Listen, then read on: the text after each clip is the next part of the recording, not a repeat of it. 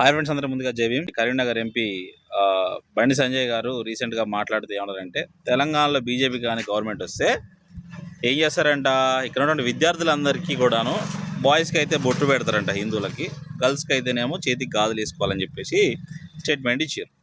So okay, హిందువులు అనేటోళ్ళు బొట్టు పెట్టుకోవాలా, ఇట్స్ అ గుడ్ సైన్, అది చాలా మంచి విషయం, పవిత్రమైనది బొట్టు అనేది. గాజులు కూడా వేసుకోవాలా, గొప్ప విషయం, నేను కాదనట్లేదు. సో ఇన్ని రోజులు ఏమన్నారు, ఈ బీజేపీ గవర్నమెంట్ అధికారంలోకి వచ్చినప్పుడు మొదలు ఏం తినాలి, ఏం తాగకూడదు, ఏందని చెప్పేసి రిస్ట్రిక్షన్ పెట్టిర్రు. దాని తర్వాతకి ఎట్లా వేషధారణ ఉండాలనేది కూడా ఒక గోల పెట్టిర్రు.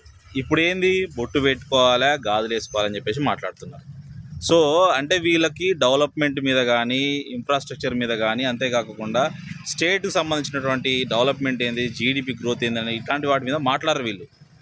ఎంతవరకు కూడా మతం సంబంధించిన విషయాలు, వేషధారణ, తిండి ఏం మాట్లాడాలా గివా మాట్లాడేది.